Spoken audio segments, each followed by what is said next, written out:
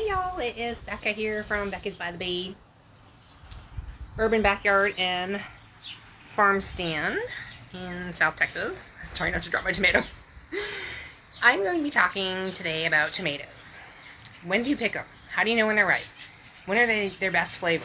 How do I know when to pick them so the critters aren't getting them? Because I don't want to deal with all the traps, the stickies, all the things. You can pick tomatoes early. There are some situations where, like when we got a lot of rain the other day, which is rare for us, and even like a ½ inch to an inch can be a lot for your tomatoes if they're not getting consistent watering. First of all, if you get too much water, it'll water down the tomato flavor, and it won't be as juicy, yum.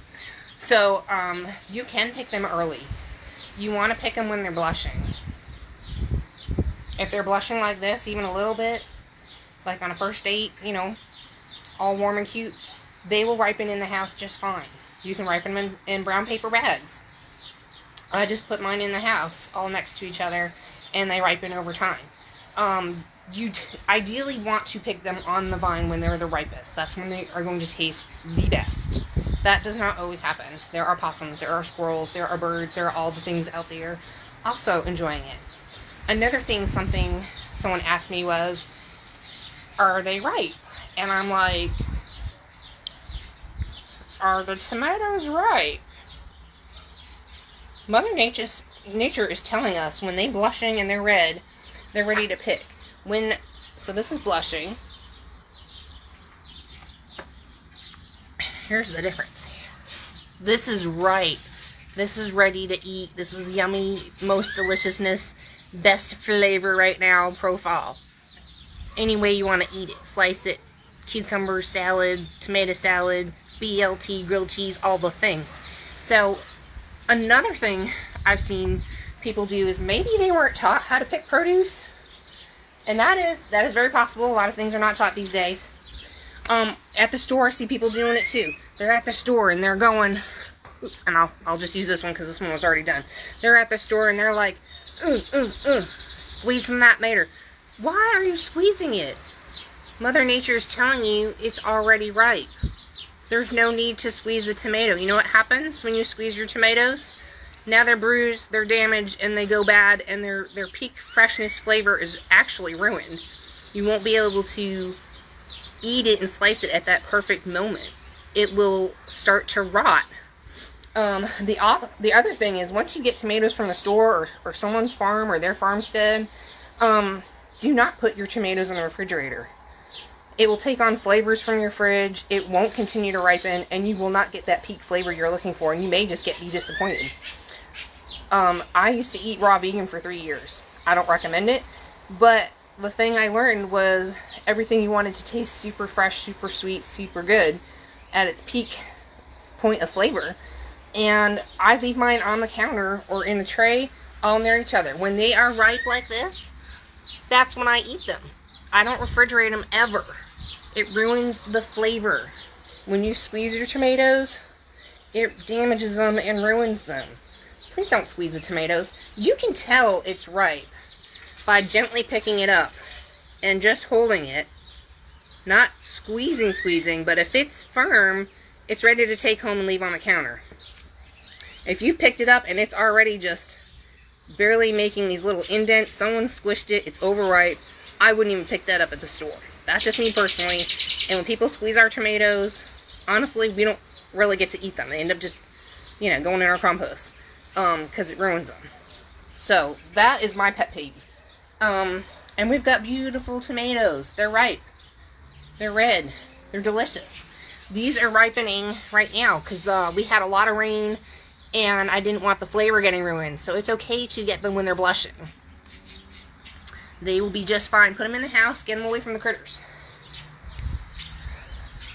I've picked a whole bunch, so I don't have a whole lot ripening on the vine right now. There's some small green ones, and I trimmed these up earlier. So we're waiting for temperatures to hopefully cool down a little bit, and maybe they'll set some more fruit. So I hope that's helpful. It is something I don't hear anyone ever talk about in gardening on YouTube. We grow stuff for flavor. We grow stuff for its peak freshness. The reason why it's so fun to go to someone's farm stand is because these varieties not grown for the store. They will not ship. They're highly perishable, and that's what you're coming out here for. You're coming out here for that peak freshness, that peak flavor, that sunshine burst of goodness in your mouth, deliciousness. So, I know this is something people just don't talk about for some reason. Do I have anything? Oh, if they're fully green and you have a rain coming, and I mean like a heavy rain. If it's a light rain, leave them on the vine. If you've got like, you know, a couple inches or more coming, and your tomatoes, especially heirloom, are going to be sensitive to splitting, and they're fully green and they're not blushing, it's okay to pick them.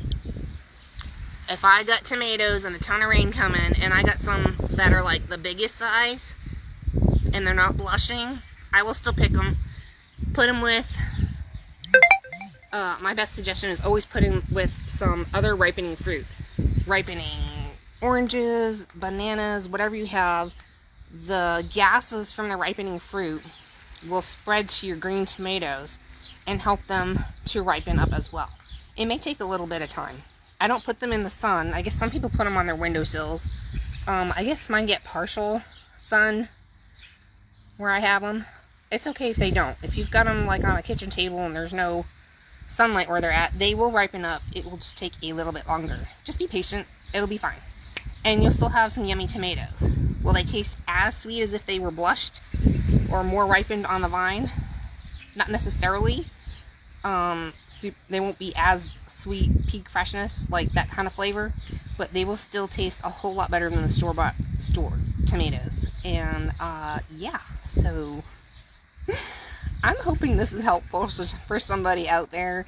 Please don't squeeze those tomatoes, and if you see or barely touch squeezed tomatoes at the supermarket, I guess just leave them. They'll take them out. The produce people know that no one's going to want squeezed tomatoes, just like your avocados. Don't be squeezing them. I see y'all out there squeezing them. It drives me crazy. I guess that's my OCD pet peeve. Is that yours too? Because I'd like to know I'm not alone in this. We love homegrown tomatoes, and yeah, thanks so much for stopping by. Becca's by the Bay Urban Backyard Garden and Farm Stand. I hope you guys have a blessed day and a great tomato season, and I'm hoping for some more rain today. Maybe that's what they're saying. The sun came out.